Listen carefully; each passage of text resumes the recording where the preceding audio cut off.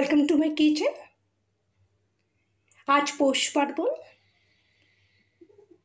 সকলকে জানাই মকর সংক্রান্তির শুভেচ্ছা। আজ ঘরে ঘরে পিঠে পুলির আয়োজন চলছে। আমি পায়েস করে রেখেছি, সেটা আর দেখালাম না। আর এখন আমি একটু পাটিসাপটা করে দেখাবো। আর এই পাটিসাপটার জন্য আমার কি কি লাগবে সেটা এখানে রয়েছে, সেটা আমি বলে দিচ্ছি। এই যে এখানে যে রয়েছে গোলাটা, এটা সুজি, ময়দা, সামান্য একটু নুন আর গুড় দিয়েছি, পাটালি গুড় দিয়েছি, আর একটু সামান্য চিনি দিয়েছি, আর সামান্য একটু বেকিং পাউডার দিয়েছি। দিয়ে আমি এই গোলাটা দুধ দিয়ে আমি গোলাটা করে রেখেছি। অনেকে জল দিয়ে করে, তো আমি দুধের ব্যবহারটা করি, তার স্বাদটা ভালো হয়। হ্যাঁ, দেখে নাও, এটা এই যে গোলাটা। আর এখানে রয়েছে খিরসা। এটা আমি দুধটাকে ভালো করে ফুটিয়ে নিয়ে তার মধ্যে আমি আমুল পাউডার দিয়েছি, আর একটু গোবিন্দভোগের চাল সামান্য কয়েক চামচ, ওটা আমি পেস্ট করে বেটে দিয়েছি ওই খিরসার মধ্যে, তাহলে গন্ধটাও ভালো আসে ক্ষীরের। আর কিশমিশ দিয়েছি কিছু, আর মিষ্টি দিয়েছি। এতে চিনি অথবা পাটালি যে কোনো কিছু ব্যবহার করতে পারবে, যার যেটা ইচ্ছে। আর যদি কারো শারীরিক প্রবলেম থাকে সুগারজনিত, তাহলে তারা সুগার ফ্রি ব্যবহার করতে পারেন। এই যে দেখছো, আর একটু আমার ঝর্ণা ঘি লাগবে। ঘি ঝর্ণা বলে নয়, আমার কাছে ঝর্ণাটাই রয়েছে, বলে ফেললাম। ঘি লাগবে একটু ওই ইয়েতে, ফ্রাইং প্যানে ব্রাশ করবার জন্য। হ্যাঁ, ঘি দিয়ে ব্রাশ করতে হবে। আর ব্রাশের জন্য কী লাগবে সেটা কিন্তু আমি এবার দেখাচ্ছি।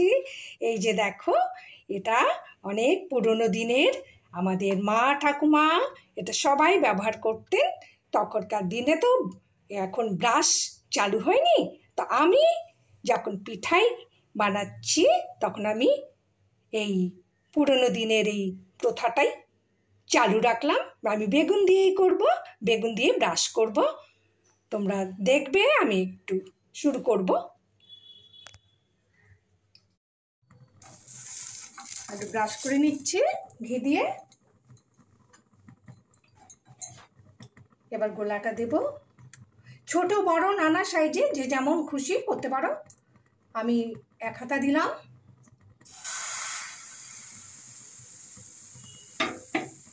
এটার জন্য আমি একটু এই যে যেমন আমরা ধোসাতে করি ঘুরিয়ে নিলেও হয়, আবার একটু এই তেজপাতা দিয়ে এমনি এটাকে ছড়িয়ে দিলেও জিনিসটা খুব ইয়ে হয়।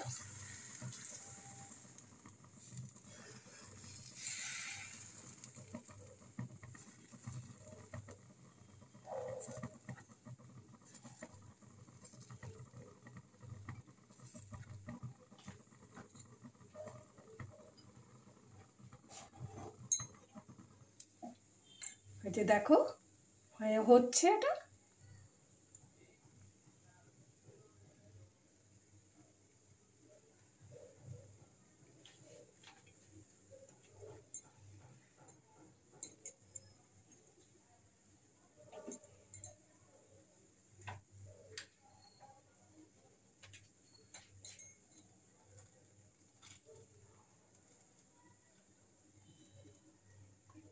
যে পুরটা দিচ্ছি, এই যে খিরসা, পুর মানে খিরসা। এটা নারকেলের পুর দিয়েও করা যায়। আমি আজকে তো খিরসা দিয়ে করছি।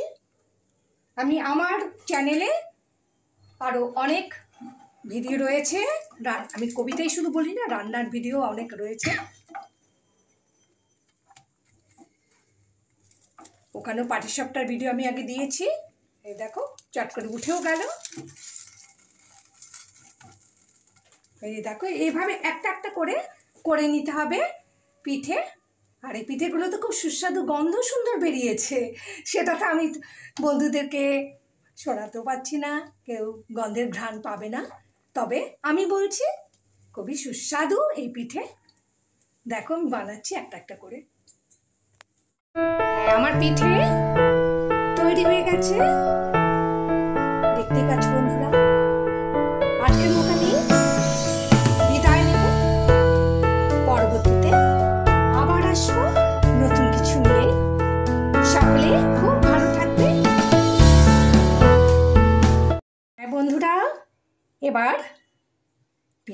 সার্ভ করবার পালা।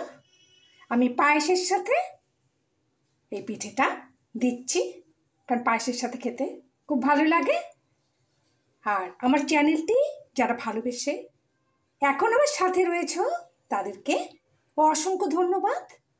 আর আমি সবশেষে সকল বন্ধুদের মকর সংক্রান্তির শুভেচ্ছা জানিয়ে আজকের মতো বিদায় নেব।